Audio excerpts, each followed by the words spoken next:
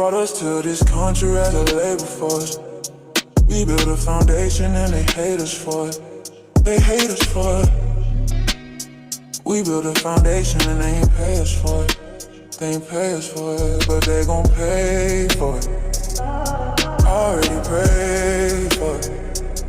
Non-believers didn't pray for us. Non-believers didn't pray for us. We're black and we built a foundation. Stone by stone, generation to generation. Vultures said we had no culture. Them vultures got a Jay-Z poster. Them vultures got a lacy culture. Vultures eat what they didn't kill. Vultures sleep what they didn't build. They brought us to this country as a labor force. We built a foundation and they hate us for it. We built a foundation and they ain't pay us for it. They ain't paid for it, but they gon' pay for it. Already paid for it. Nobody prayed for it. Nobody using pray for us. Nobody using pray for us. We're black and we built a foundation. Stone by stone, generation to generation. Vultures said we had no culture. And vultures got a Jay-Z poster. Them vultures got a lacy poster.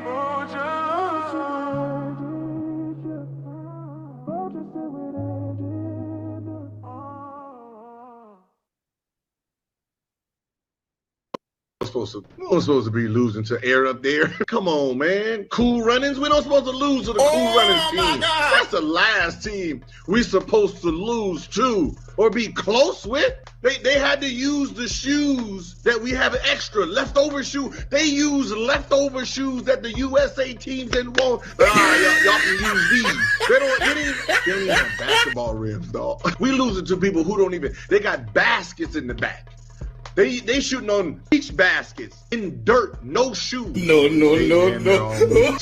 Almost, man. Like them to feed the children, man. $5 a day. Them. That was, flies all in their face, stomach all out. Shots fired. Sin, ward, and bread. Them. That's who we almost lost to. Oh, man, this is getting almost lost. On the dead homies. Why are you running? Why are you running?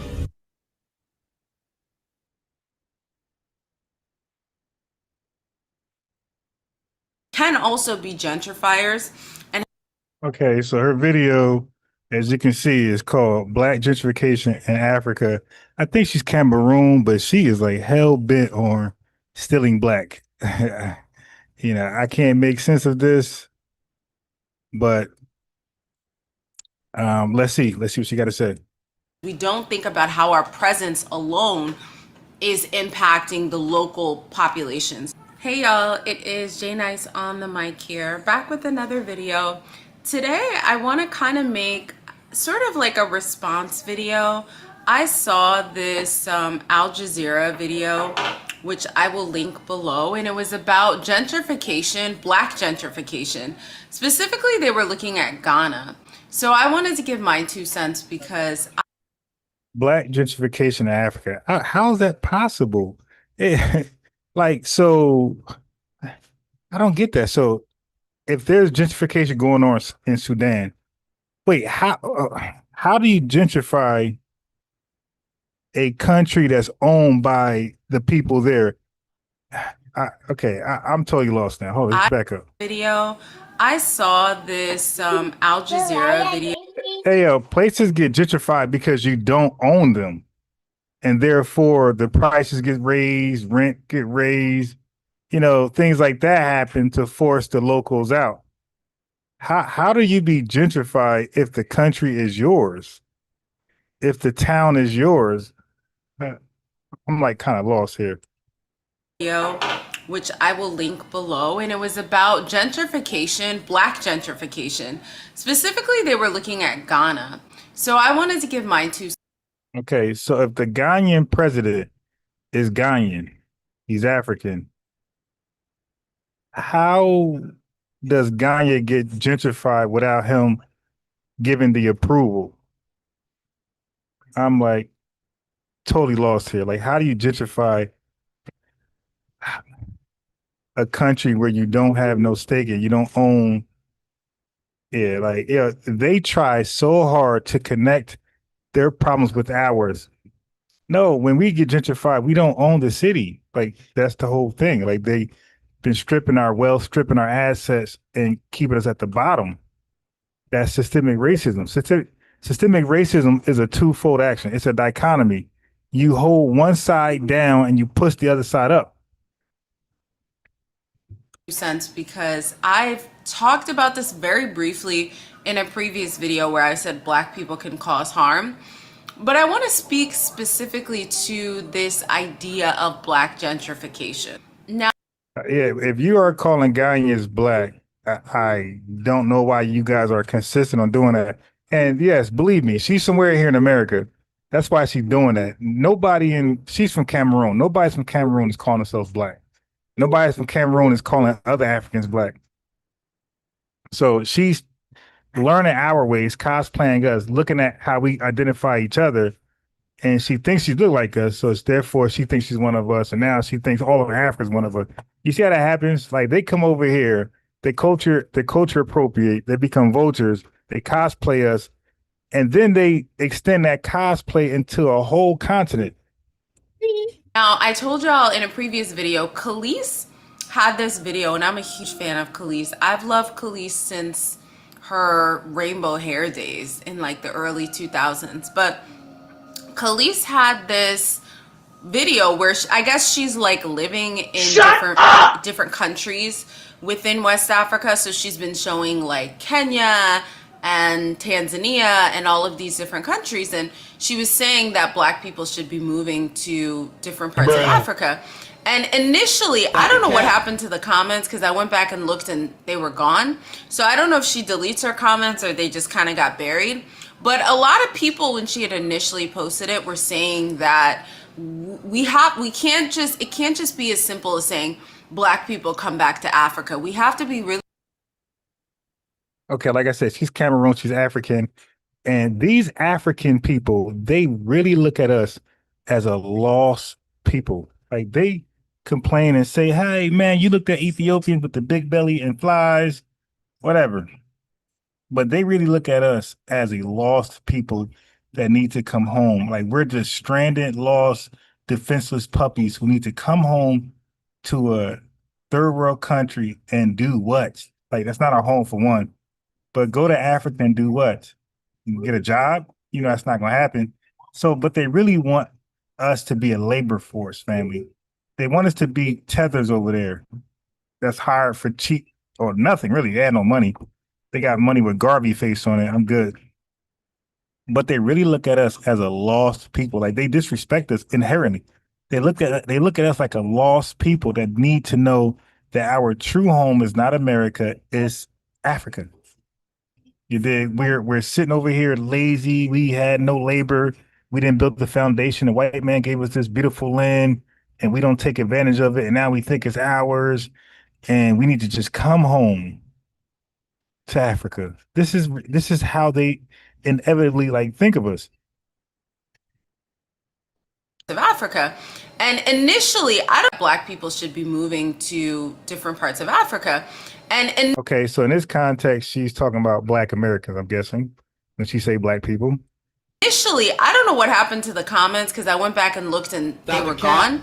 So I don't know if she deletes her comments or they just kind of got buried. But a lot of people, when she had initially posted it, were saying that it can't just be as simple as saying Black people come back to Africa. We have to be really nuanced in our conversation. So we can't just give this sort of like blanket comment of everybody should move to Africa, Black people should be moving, without also being nuanced and talking about the displacement of a lot of indigenous people in these countries. Wherever we move, when we move to these underdeveloped regions. Now she's saying we. This Cameroon African woman is now saying we when she's speaking about Black Americans, Foundation Black Americans. Oh, the confusion that they are cursed with is ridiculous. which Africa was intentionally divided up and their resources were extracted. So they're rich in resources, but they are severely underdeveloped because of Europe. A great book is How Europe Underdeveloped Africa. So if you haven't heard of that book, I definitely encourage you to check it out to learn more about that. Yeah, we want to know about that because what about earlier? What about before that? What about is Africa fault that Europe even had the might, the wealth, and the means and resources to undevelop a whole continent? Like, yo, y'all made them great by selling us to them, by selling us out. But we don't have that part of the conversation. And so I want to talk about that, right? What happens to the indigenous populations within these countries when Americans move or mass migrate in large quantities? How does that impact the people in those particular regions? In the Al Jazeera video, they talked about year of return. And I've shared this on my channel before, and I'll link the video above. But for our honeymoon, we went to Ghana.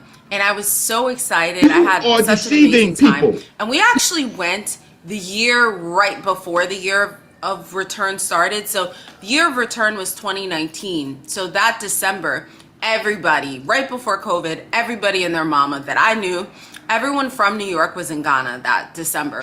And I encountered some really interesting situations. I felt like because I'm partnered with somebody who is from Ghana, that I am just Ghanaian, you know? But when I got there, an interesting story happened. So she's Cameroon and now she's magically Ghanaian too. Like, yo, no, you're just who you are. Just because you travel somewhere, that don't make you those people. An interesting situation happened where we went to this park, a very famous park. It's actually called Kodakum Park.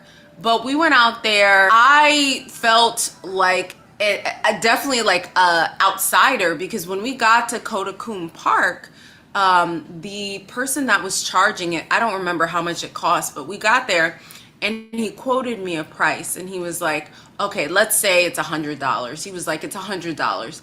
And I was like, okay. And so I was waiting for my husband to come. And so when my husband arrived, he started speaking Tree with him. And the guy was like, oh, you didn't tell me you were Ghanaian? Oh, it's $50. And I was like, so you were going to charge me $100 because you thought I was, assumably he thought I was American, and I am American. But it's like, it's interesting because No, he thought you was a Black American. That's exactly what she was telling on his show, that they look at him as a tourist. They don't look at him as one of them, a lost brother. They look at him as a tourist, money, somebody to finesse. You see that? She just spilled the beans. There is a conversation about how Americans and people from Western countries come into underdeveloped countries, particularly in Africa. And when we mass migrate, especially to places like Ghana, because Ghana is one of the places where they've opened their arms wide for Black Americans specifically to come and Stop goddamn lying. You ain't coming over there without making a constant whatever amount of money. I never researched it. It could be 70K, it could be 120K, but whatever it is, they want to check your bank account and make sure you are bringing in consistent income for a couple years in a row. own land. They want to make sure they can sell you something, finesse you, and you have the means to be finessed. And with that, there are a lot of issues that happen, just like with any area where there's a lot of Black people, there's a lot of Hispanic people. When gentrification happens, you are displacing the native and the indigenous people that were already living in those areas. So we have to be mindful as Americans of the privilege that I know sometimes, y'all, I know it does not feel like having a blue passport carries privilege, but we have to acknowledge that there is a lot of privilege with carrying the blue passport and being American, and how we can also cause harm even as people who are harmed here within our own country. Where I think Al Jazeera kind of messed up in the video is that they kind of blamed what was happening and the displacement of the indigenous or native population on Black Americans. And in the comments of the Al Jazeera video on YouTube, people were saying, it's same with Cameroon, the country where my parents are from. There's a lot of, people who are from China that are there. Also, people in the comments were saying Russians are in Ghana, and those populations are also impacting the displacement of the native Ghanaian people. And so to blame it all on kind of like the Americans that have come in for year of the return, I think is maybe not a nuanced enough take. So when we come into countries, whether to visit or to live, I hear a lot of people saying, oh, we need to go to countries where people look like us and Ghana is going to be amazing and this and this and that. But also we have to think about the fact that when you go to these places, it's not exactly the luxuries that we're going to be used to here. I know in Cameroon, there's blackouts all the time. The power goes out, the water shuts off. And Exactly. Why the hell would I give up this great country that my ancestors built and I helped contribute to?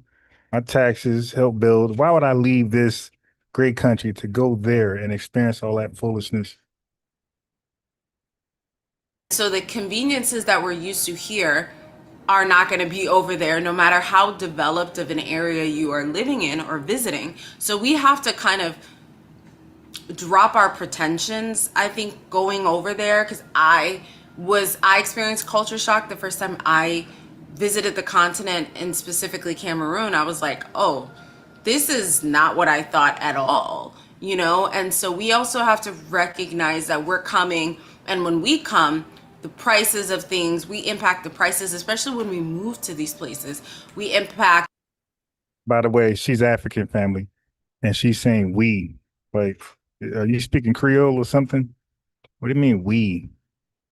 The local communities, the prices, the people, the culture, and all of those factors I feel like should be considered if you are somebody who's considering moving to Ghana or any of these countries within Africa, or if you are somebody who has moved. So I think that the Al Jazeera video brought up a really important point about how Black people can also be gentrifiers, and how we can also cause harm when we go into these countries and these nations, because we don't think about how our presence alone is impacting the local populations. I think. Stop it. Stop it. They already have a belief system. Stop it. Whenever we visit underdeveloped countries, when we visit these places in West Africa and in Africa in general, I think giving back. I love what I Show Speed did, showcasing the beauty in these countries, but I think also supporting the local people, the local economy, right? Look at where you're staying. Make sure, like, who owns the hotels where you're staying? Because in Ghana and a lot of these places, it's not the native people, it's not the indigenous Ghanaians that own these places, right? And so looking into. Yeah, so y'all people sold y'all out, man. Y'all people be selling the entire country to foreigners, and then y'all would complain about being colonized, and you're selling your country to the so-called colonizers. Family, these are not colonizers. These are business people who fairly bought Ghana, fairly bought Jamaica beaches that was up for sale, but then they turn around and call them colonizers. Stop it. Your people sold it to them. They sold you out. They sold us, and now they're selling you out. Who owns this hotel? Who owns this restaurant? And making sure that you're supporting local to really impact and stimulate and feed the local economy. The moral of the story, and what I got from the Al Jazeera video, is that we have to think more deeply before we enter these countries. When we enter these places, especially as people with blue passports, if you're a blue passport person, even if you are part of a racially marginalized community here, we can still go into these countries and cause harm. And so we have to be really intentional, I feel like, if we don't want to just further perpetuate harm, looking at spending locally, where we spend our money, where we stay. I try to support the local people as much as possible. I try to stimulate the local economy, however, and whenever I can. And I try to avoid American resorts. And I also think you're not getting an authentic version of the culture if you're staying in these resorts the entire time you're in a particular country. So can Black people be gentrifiers? Absolutely. But I also think there's another conversation that has to be had. This is Babble Talk. About the local people, because the local people also take advantage of Americans or foreigners or people who are not from the particular country, and they upcharge the prices. That's also something that is an issue and that I don't think people talk about a lot or enough. Because I am on the American side, I don't live in a foreign country. I live, well, foreign to the US. I live in the US because I live in. Yeah, this Cameroon woman said, "I don't live in a foreign country." Yeah. Oh my God, they are really making themselves at home over here. In the US also take advantage of Americans or foreigners or people who are not from the particular country, and they upcharge the prices. That's also something that is an issue and that I don't think people talk about a lot or enough. Because I am on the American side, I don't live in a foreign country. I live, well, foreign to the US. I live in the US. Because I live in the US, it's hard for me to speak from that perspective, but I've experienced that. When I've been to Cameroon, when I've been to Egypt, when I've been to Ghana, I've experienced the feeling of being an outsider. And I understand that, because it's almost like an American tax where it's like, well, y'all coming in disrupts a bunch of stuff here, you know, and so we have a tax, we have to charge you a tax for the disruption that you're causing, is almost what it feels like. They don't say these things, but that's what it feels like. So I think as Americans, what I want to emphasize is I think it's really important that we are intentional when we travel. We are intentional about understanding how our presence can impact. So we have a tax, and we have to charge you a tax. Sometimes disrupt the local communities, and trying to address that as much as possible by supporting local communities, supporting local business owners, and refusing to stay in European or American hotels. And it's harder because Ghana's being bought up. You know, Accra is being bought up so quickly right now, and it's the hot spot in Africa. But I think intentionality is really, really important. Can Black people be gentrifiers? Absolutely. But can we be more conscious travelers?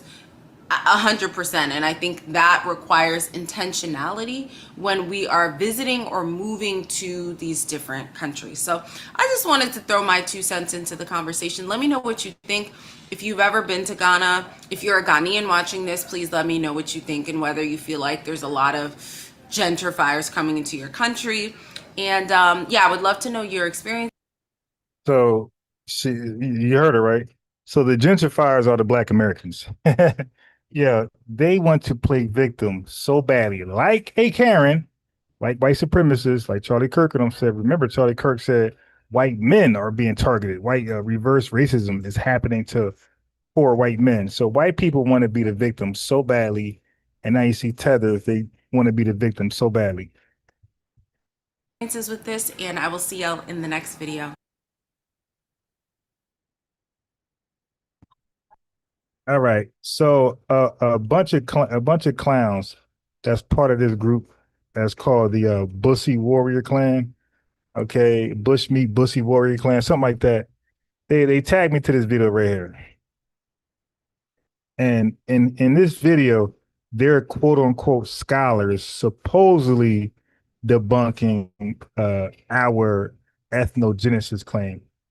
Okay, because he's going to use DNA to prove that we are African American. Now, they always go to a Pan-African scholar, or scholar in quotations.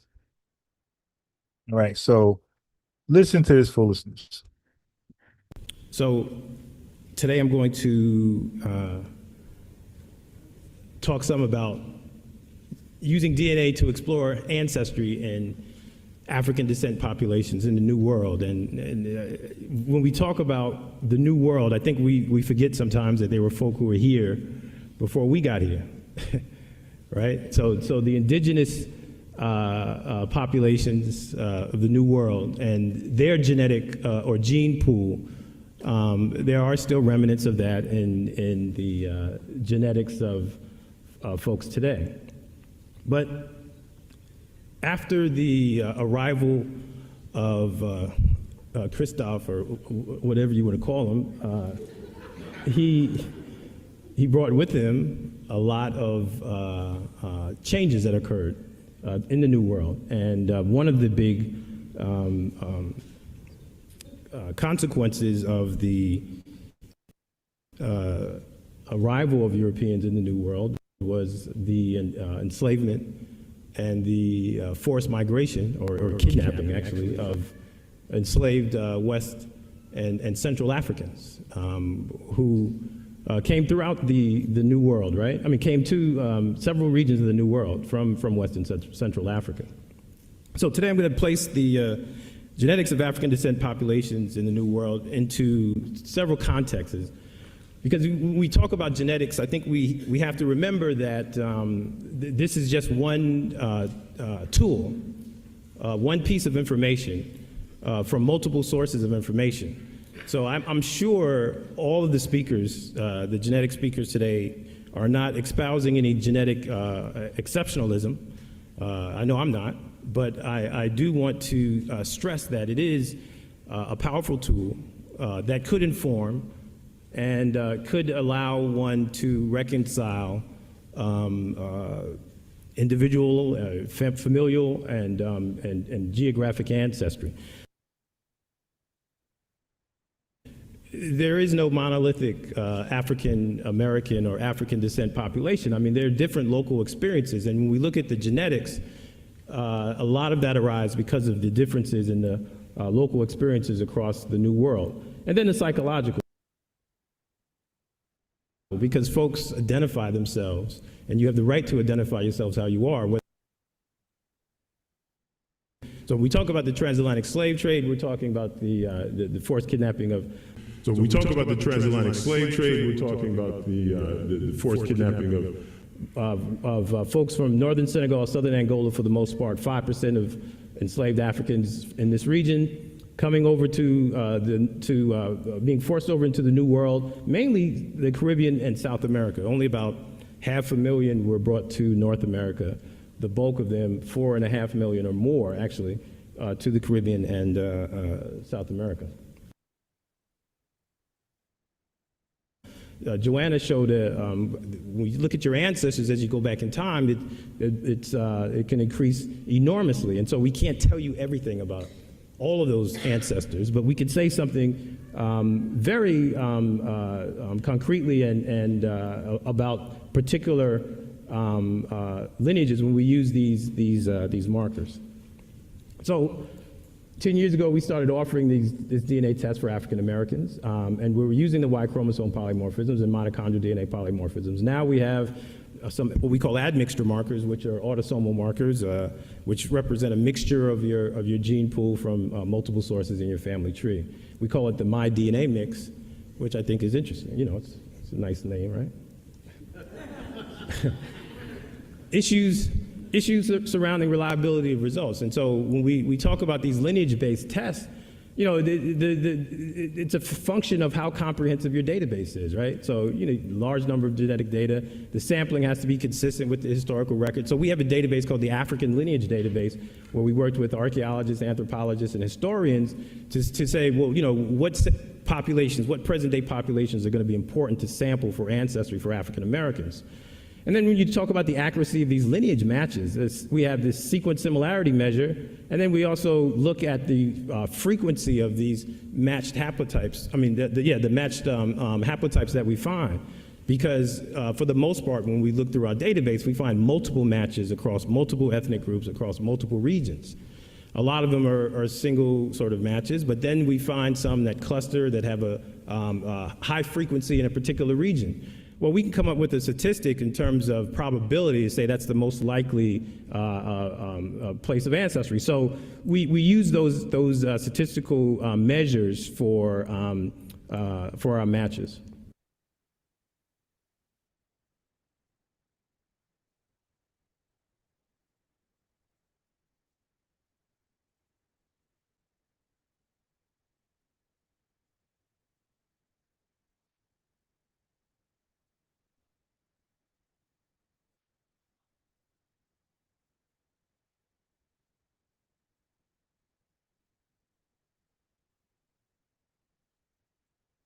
All right, so family, so you notice that he kept saying kidnapping, right? He kept saying forced kidnapping, forced kidnapping.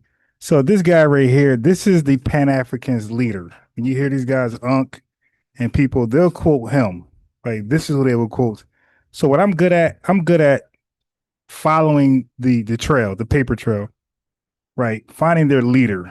Like who they, because I know they don't read, they don't study, they all just parrot somebody, right? So I found their geneticists, the people who they're tether scholars who try to undermine FBA from a scientific perspective, where they twist information and leave stuff out, omit stuff, revise. You know, no different from John Henry Clark.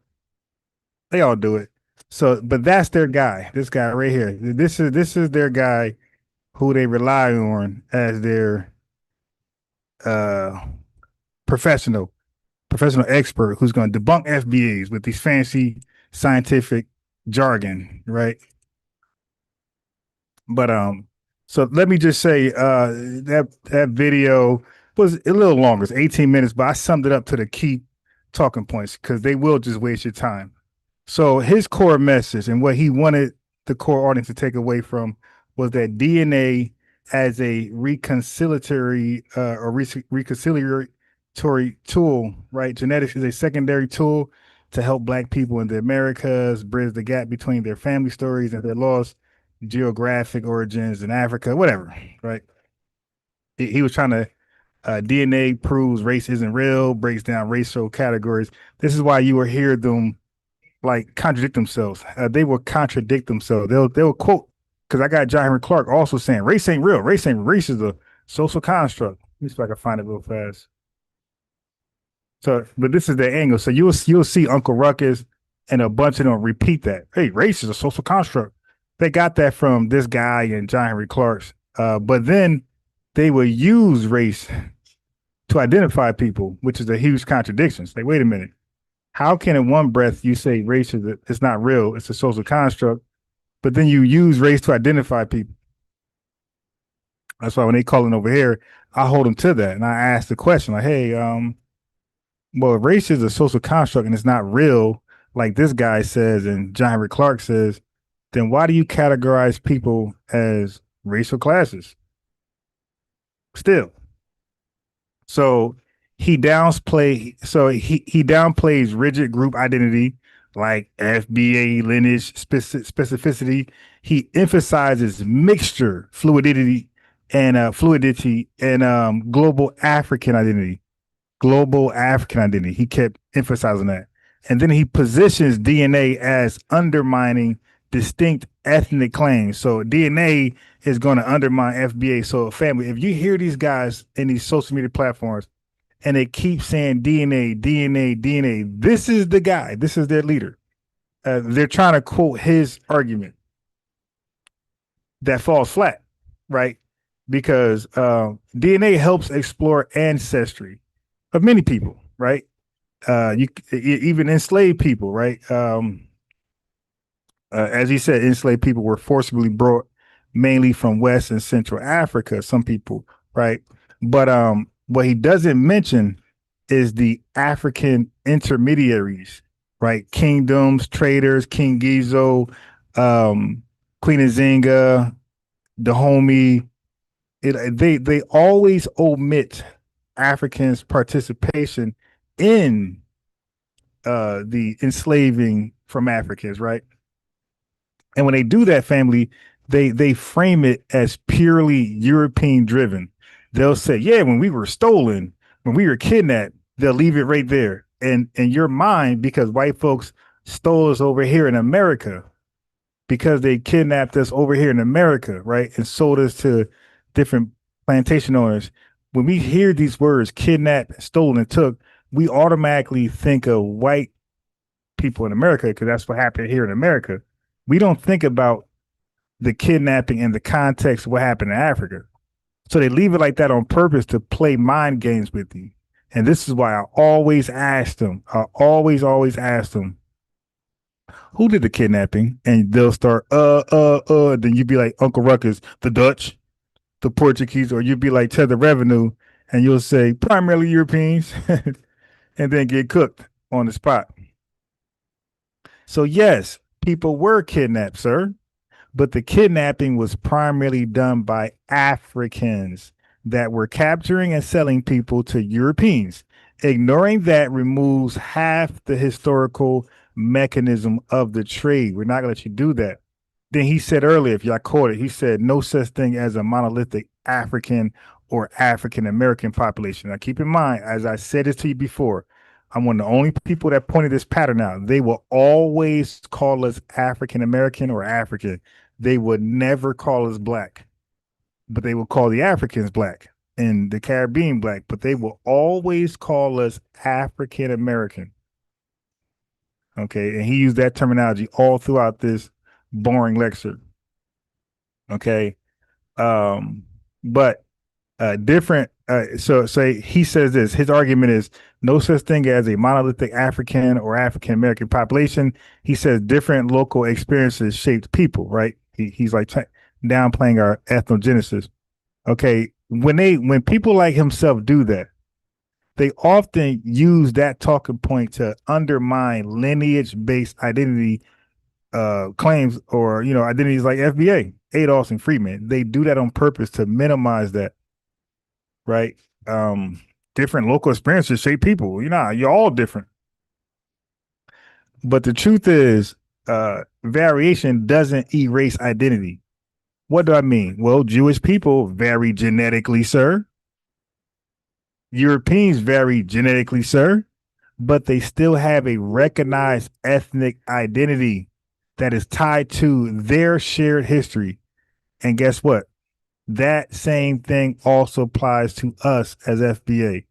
Okay. Just because there's variations and that type of stuff, that do not erase identity. We're still FBA, sir. So he talked about, so he talked about most enslaved Africans went to Caribbean, South America, and only 500,000 went to North America, right? So he left it at that,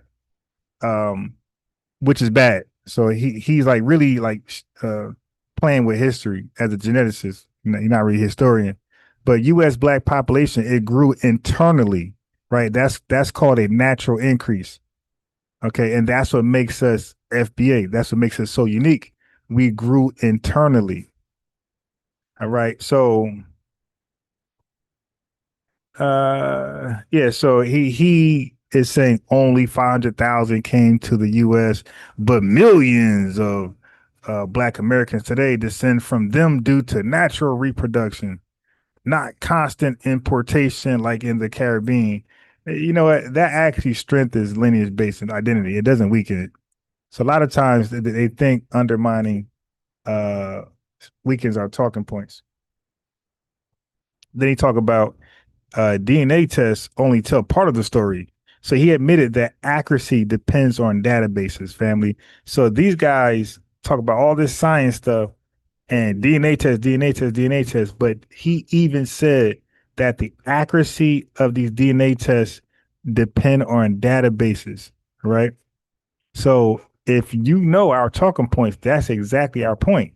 DNA is limited. So using DNA to erase historical identity like FBA, right, our lineage, is inconsistent. So in one breath, you can't say DNA is limited, then use it to redefine identity. So you can't use DNA or say DNA is limited, then use DNA to redefine identity. But they'll do that. You'll hear TETHER do that. He said DNA matches often appear across multiple ethnic groups. Like, he's trying to connect this to like some Zimbabweans or some Nigerians or whoever else out there. So they use that talking point to argue you can't pinpoint ancestry, therefore identity is vague. So again, all of this fancy scientific jargon is to tell us we're not FBAs. Right. So, but the fact is, shared genetic markers across groups doesn't erase historical identity. Okay. So, shared genetic markers across groups doesn't erase historical identity. They're having a problem using their science to erase our identity. Europeans share DNA across nations, right? Yet you have the French, yet you have the Germans, and yet you have the Italians. They're not this one big European. So he said, share genetic markers across groups pretty much make us just African, genetic Africans. But then we'll call French people French, um, you know, Germans German, and Italians Italian, when they all have shared DNA across nations too, but you still identify them separately. So again, that just supports what we've been saying the whole time. So his key claim in all of this is that genetics breaks down racial categories. That's what he's saying, right? And that's really just a partial truth. Like the guy is let me see. The guy is You are deceiving people. okay. So race is not biologically rigid, right? That's true, but populations still cluster genetically, my guy. So genetics doesn't support rigid race, but it absolutely shows population clusters tied to geography. I can't talk, but it absolutely shows population clusters tied to geography and history, and that's why ancestry tests can even identify regions, right? So race may be socially constructed, but ancestry is not random, my guy. So let me get ready to transfer to my phone. Give me a second.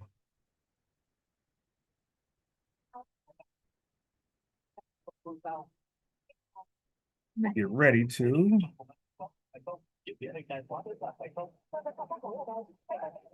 So let's see.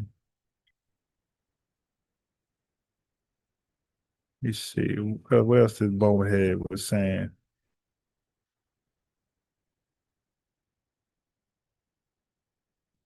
So he was saying African ancestry varies by region in the US. Okay.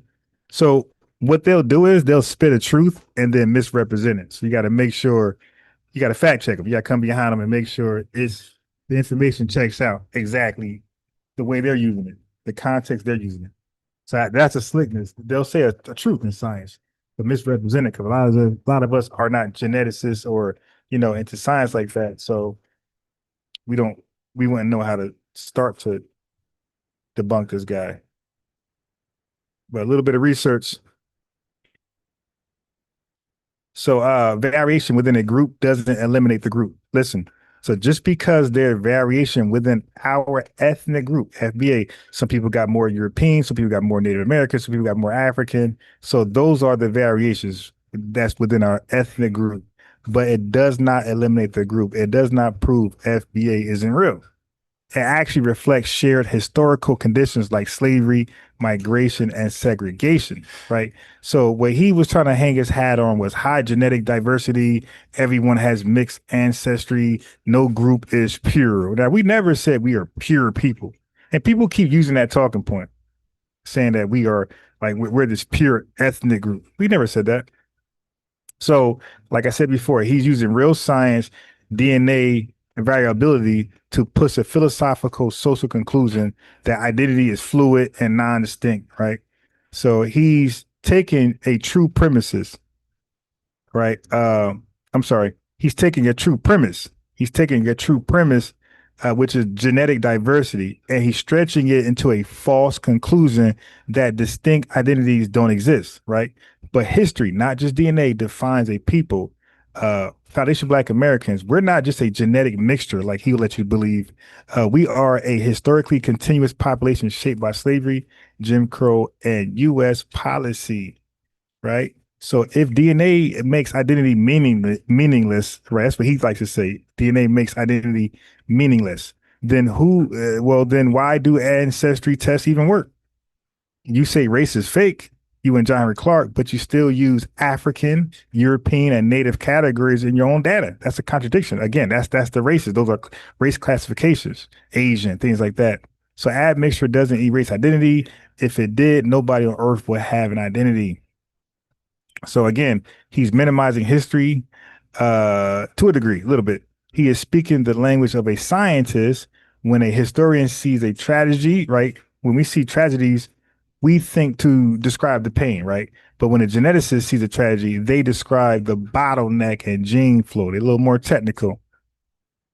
So, you know, you just got to watch slick talkers like this that try to make us appeal to authority. Oh, he's a geneticist. He has something to say about this, so he must be right. No, he's giving you a little bit of truth with falsehood. Like I say, keep saying the kidnap people, the kidnap people.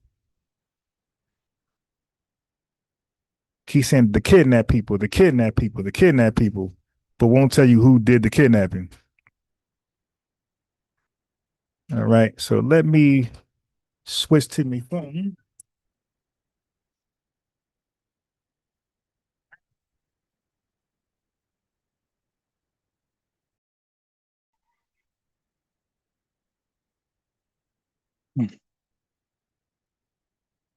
All right. I just switched to my phone. Let me pack up and get out of here. And I like the video I played last night that I made. I actually trimmed it. I trimmed it today and made it smaller. Short. I made it shorter. So it was like 14 minutes. I made it like 6 minutes now. So I'm gonna play it again in a second. But so somebody gave a sarcastic comment, right, on one of my videos with the video from last night. It was like, is this a rerun, ma'am? Or Tether, whoever you were. There's nothing wrong with re-presenting information that's important. You're not going to gaslight me to say something really deep and then archive it.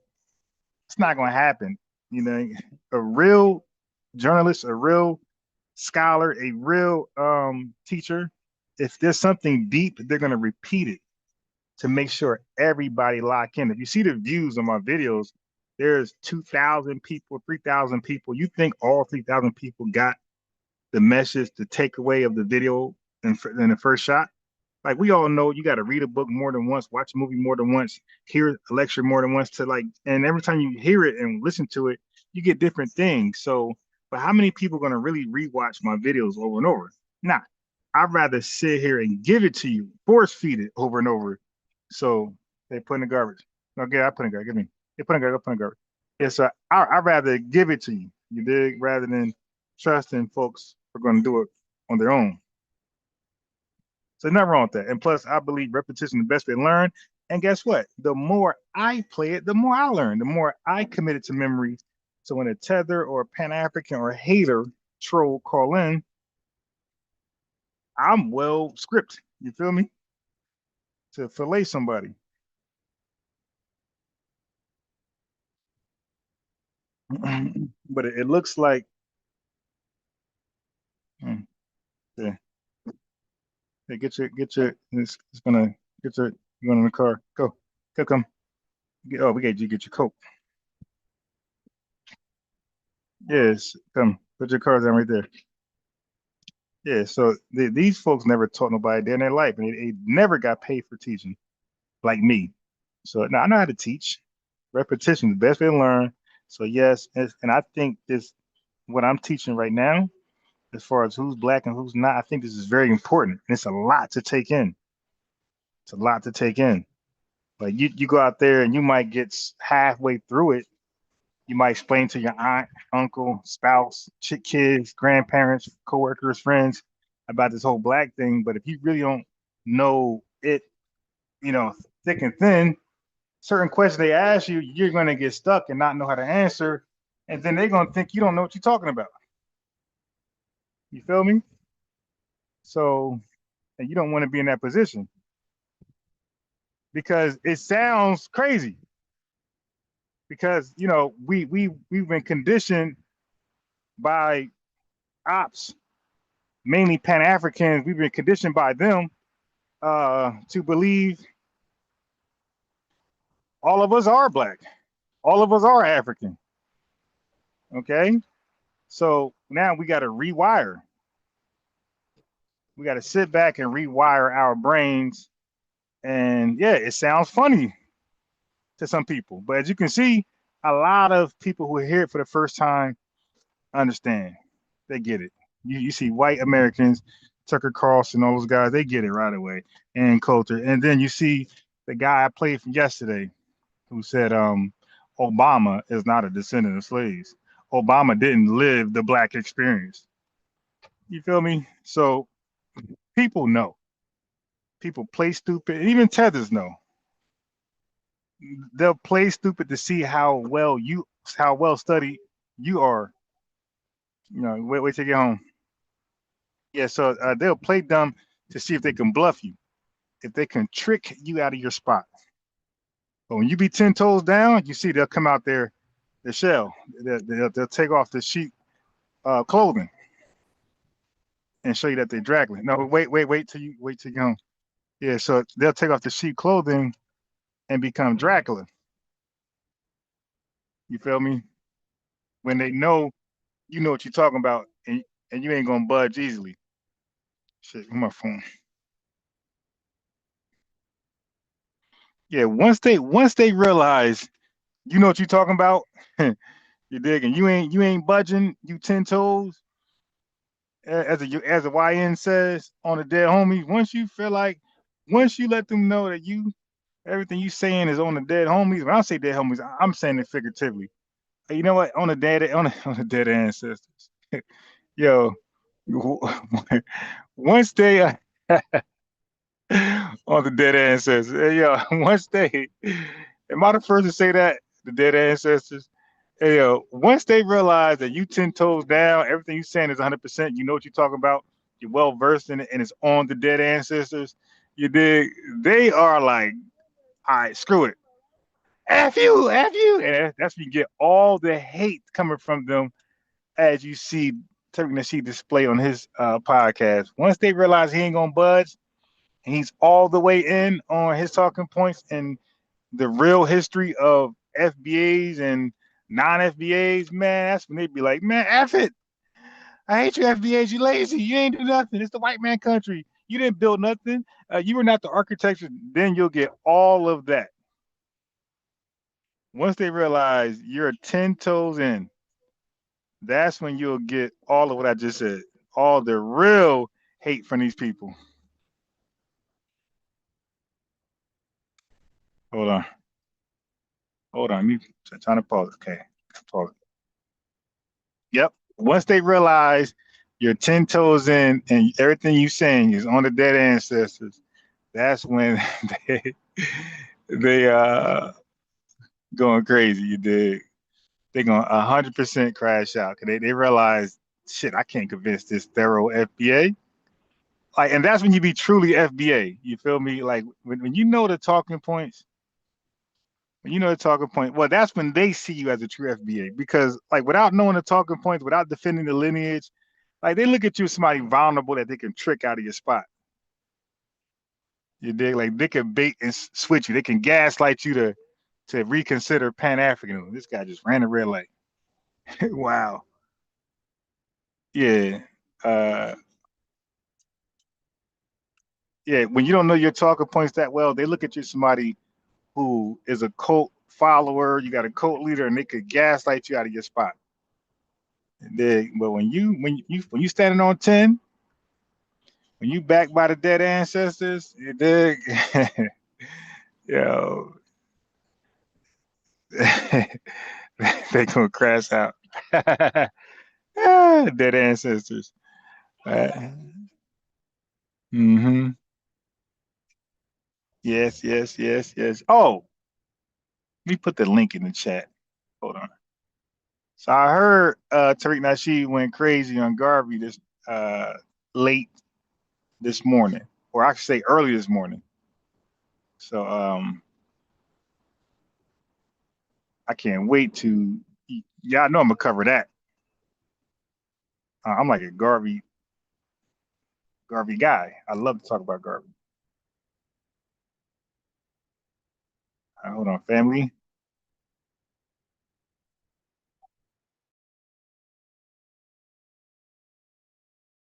I want a real challenge, man. I want somebody who really believes the FBAs are not the only black people, that there are other black people out there that are non-FBAs, and they have the right to black just as us.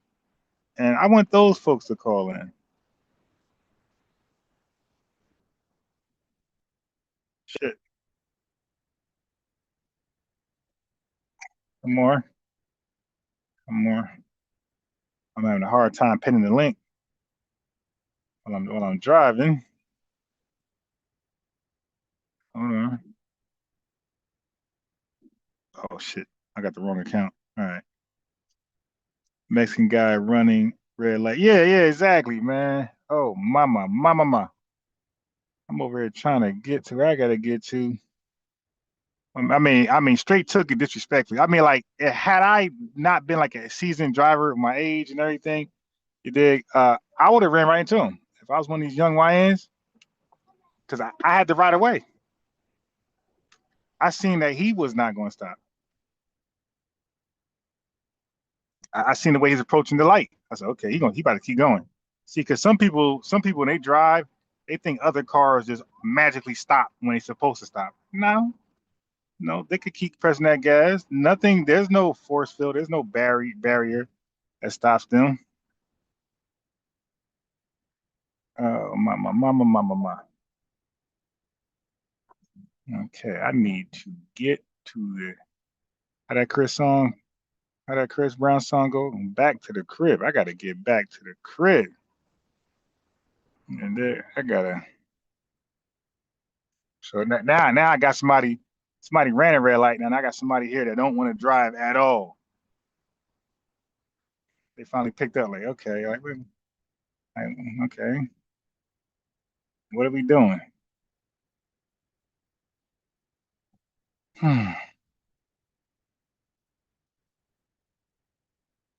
That is crazy. Yeah, man. So I really want somebody that really believes that there's some non-FBAs out there who are black just as we are black. And why did I come this way? This is so that person's not going to make it right at all. I might do some tether shit.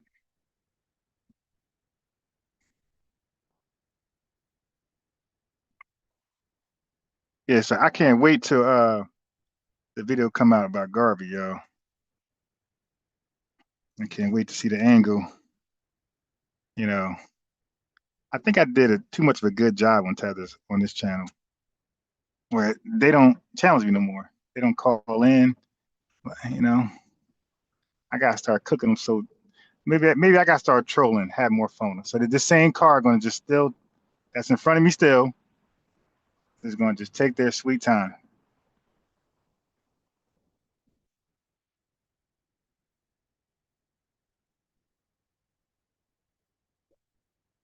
Hmm. I got something for them.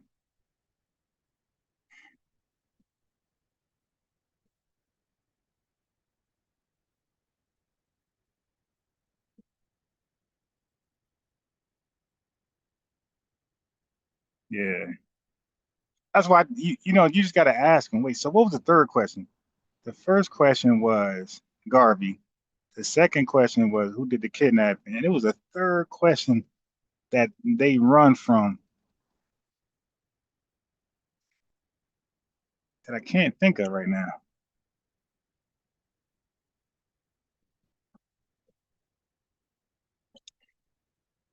It was a third question.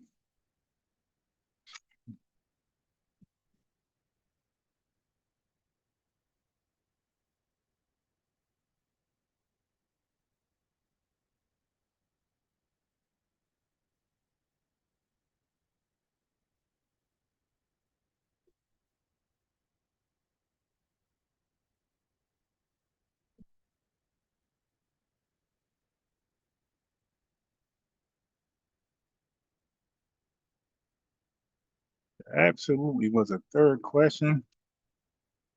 It'll come back up because I did a video on it. Another talking point that they like to deny.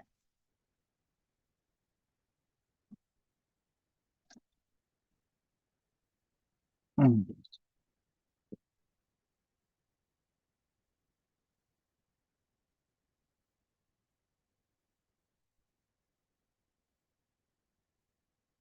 Okay. I had to check the tire. Yeah, I felt it kind of. I get air in it tomorrow. Yeah, I get air in the tire tomorrow. Here we go.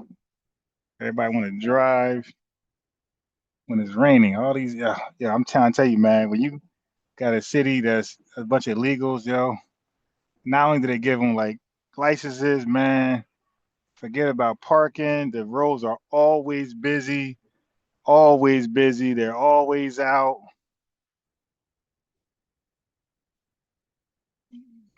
Always traffic, man.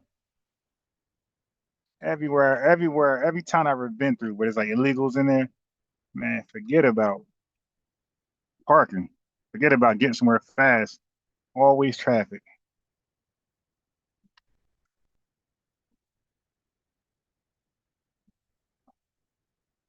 And right now, I'm facing the same thing.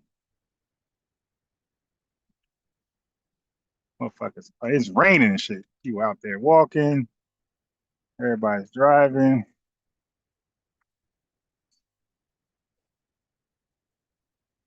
Hmm.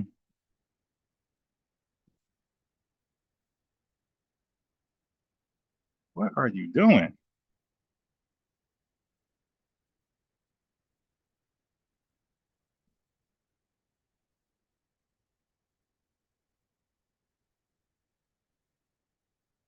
Wait, right here.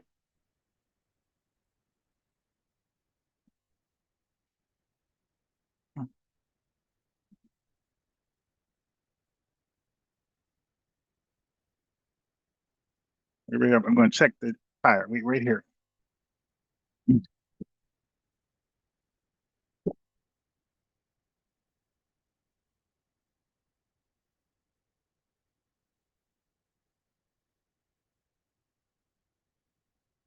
Back to the crib. Back to the crib.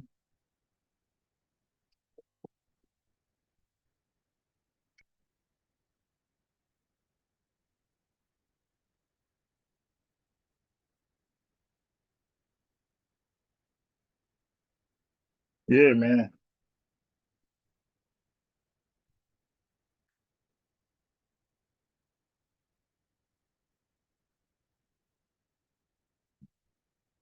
Oh my God. Yeah, so hopefully y'all Fridays is going good. My Friday is decent.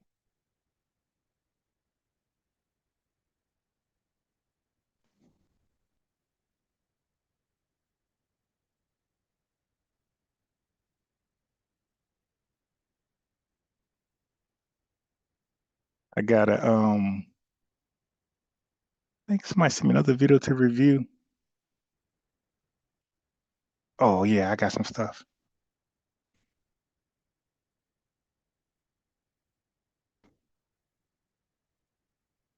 There was no school today, so I hate when there's no school because that throws me off. I think it's Saturday.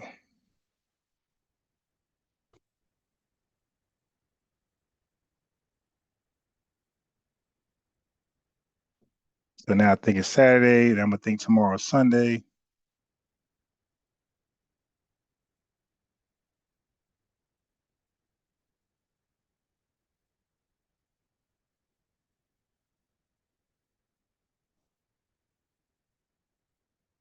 Yeah, but I want to talk to that Cameroon girl that I was playing earlier. I haven't reached out to her. I mean, I make, I might have commented once or twice, but it wasn't for her to come on because I don't want to. Because she seemed like the type that'll cry and make me look like a big bully when I say she ain't black. You dig? That's why. See, sometimes it's about image. It's about how you look. So I said I want to be that guy where this Cameroon African lady's crying because I said she's not black. And then FBA's, they see their hate group, they're divisive. You dig? That's why. That's exactly why I was like, I could see her crying because she really tags herself to black hard. You heard her. She said that she don't live in a foreign country. She forgot that she's not FBA. This is not her homeland. She said, "Yeah, because I don't live in a foreign country." Oh, well, I do. Like, lady, you're a whole African.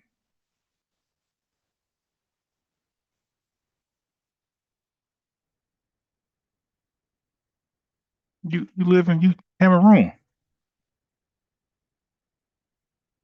It's kind of weird.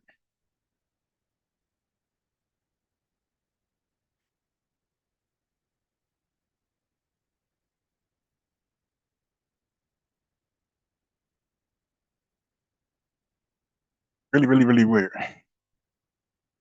Hmm. She doesn't live in a foreign nation, and she's a whole Cameroon woman. Okay. And she probably first gen, if that. She probably great, not even born in America.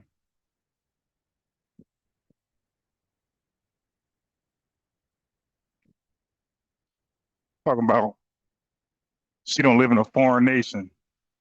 Ma'am, you are not FBA.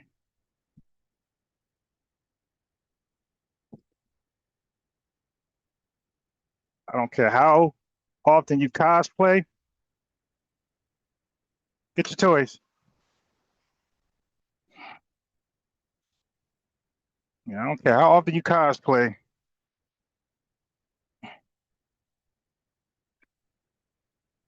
Let's go, go. It's raining. Go. Go, run, run. It's raining. Go, go, run.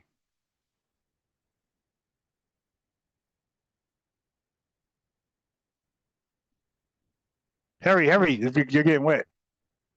Yeah, come on, boy.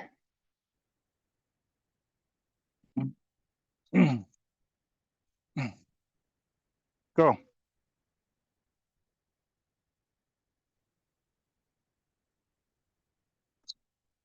You get me wet. Go, go, go, go, go. Get me wet.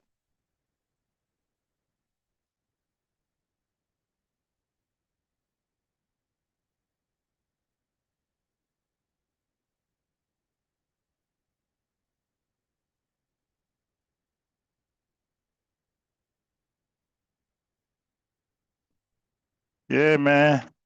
They getting really comfortable, man. They getting real comfortable where they gonna be arguing that they are absolutely FBA because they lived here for so long. They speak the language. They embrace the culture. They cosplay the vulture. I mean the culture. They culture vulture the culture. All their life. That's all they ever known. How can't they be FBA? Dig.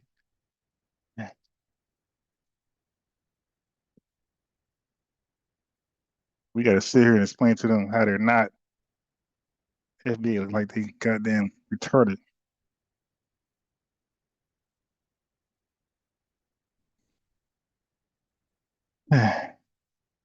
Who's gonna be stuck with that burden? All right. So let me go ahead and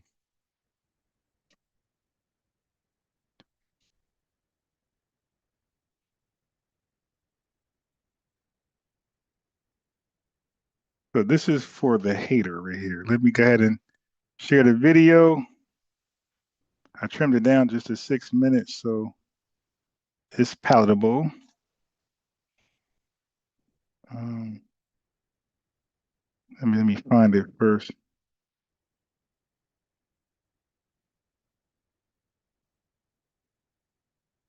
One second.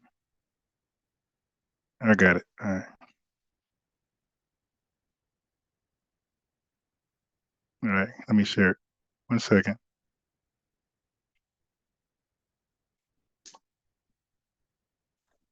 One second.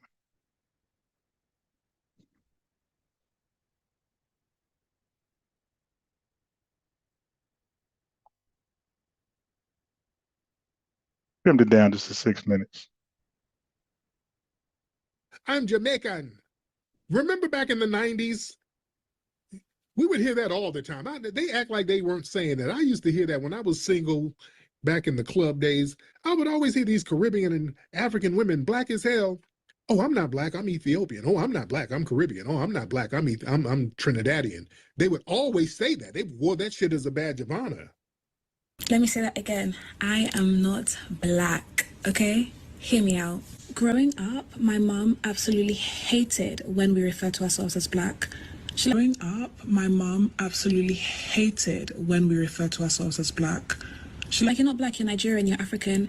I feel like the term someone is black obviously comes from the slave era, but it also just describes displaced people that don't know their heritage. So I feel like people that do know their heritage, to referring to yourself as black, you know, if you know where you're from, you're raised in a certain household, you know, Somalians are Somalians, Ethiopians are Ethiopians, Nigerians are Nigerians. Like a guy from Africa, he can say he's African, but there's no country called African. He's either Nigerian, Ghanaian, Malian, or that's his ethnic nation.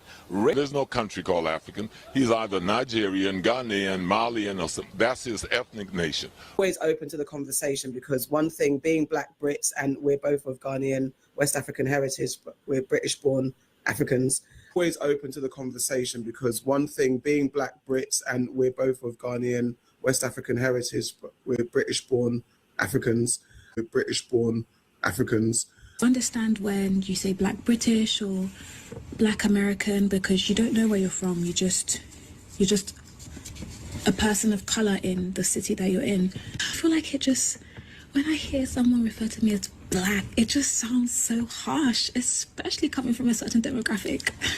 I think if you have the privilege of knowing where you're from, you shouldn't refer to yourself as a color, because if you know where you're from, why refer to yourself as a color? I feel like when we say black, it just sounds so harsh, and like, this is black, I'm brown, you know, I'm Nigerian. At the end of the day, like, that's who I am, that's where I come from. So, a man who freed the slaves. Obama isn't the descendant of slaves.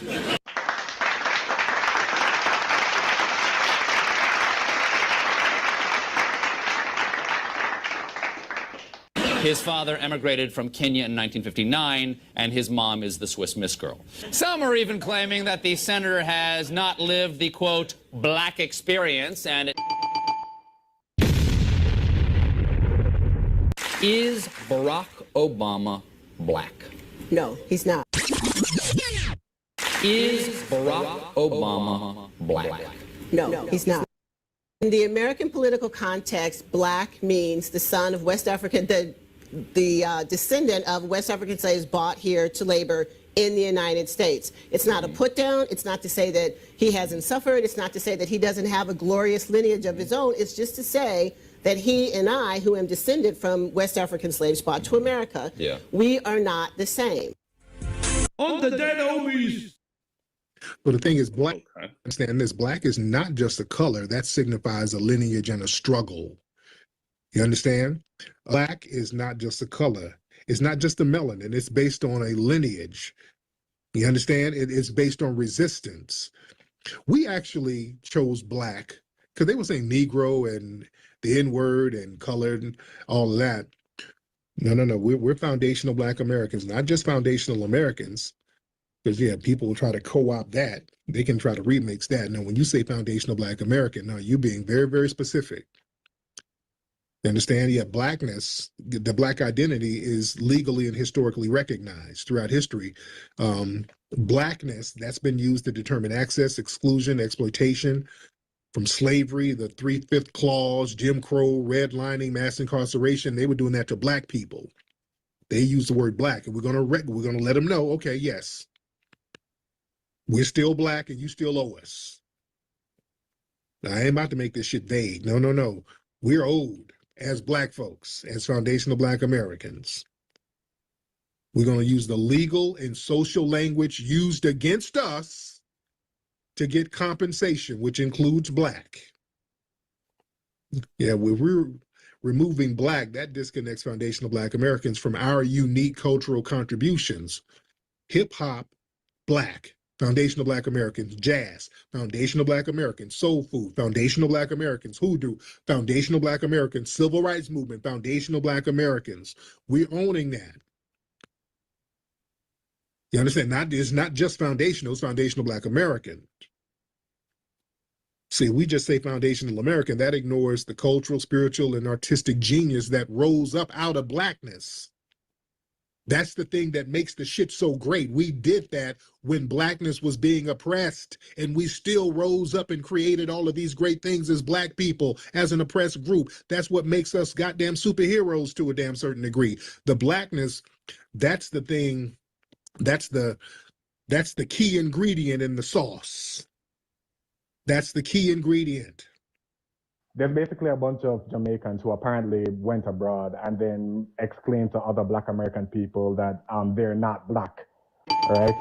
And that's been an issue for a while because it's affecting me, right? Because some Black Americans are looking my way and saying, oh, you guys said you're not Black, right? And I'm trying to explain to them that there's a specific classes structure within Jamaica where whenever a Jamaican goes abroad, they kind of look down on Jamaicans back on the island, right? And the idea that they're not Black is something that usually cultivates when they travel abroad because Blackness is something embraced inside of Jamaica, right? There's a colorism issue, but it is, because I'm very dark skinned. I'm a very dark skinned man, right? So I just wanted your 2 cents on that. Yeah, because I've heard with my own ears some Jamaicans over here say, well, I'm not Black, I'm Jamaican. I've literally heard that. And I'm like, oh, okay. So they look at themselves as different.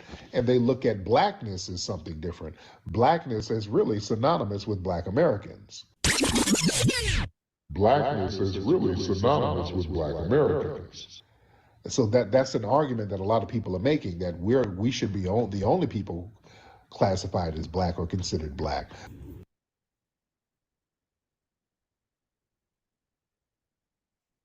Yeah, so family, their logic is that we are African American and we're Black.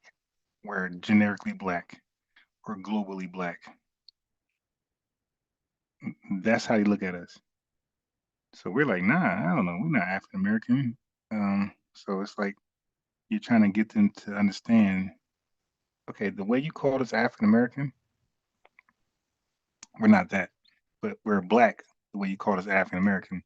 So the way you're Jamaican is the same way we're Black. That's a term uniquely tied to your ancestry and your lineage in Jamaica and Haitians and Nigerians and whoever else. And we try to just politely explain that's how we are in America. Black is our version of Jamaican, Haitian, Dominican, almost. Yeah, so that is our label. That's our ethnic label. So you gotta kind of give it to them like that, and then they kind of, whether they want to take it or not, they kind of get it at that point.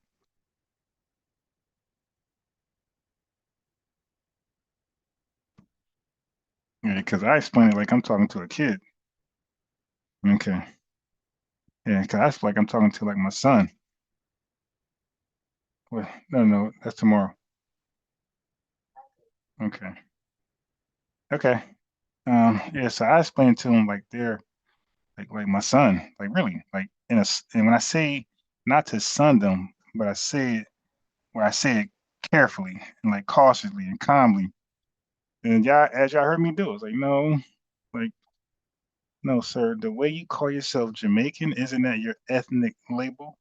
That's your ethnic name, right? Yeah. So Black is our ethnic name.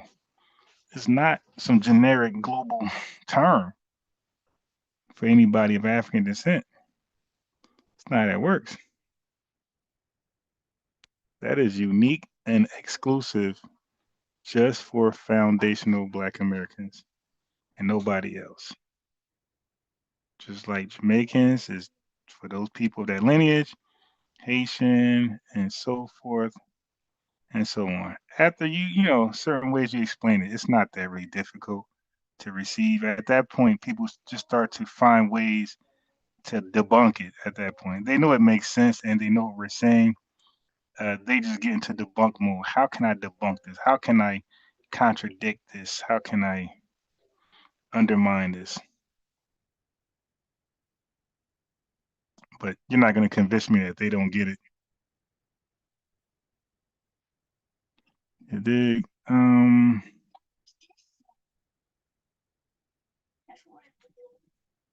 That's a bunch of numbers.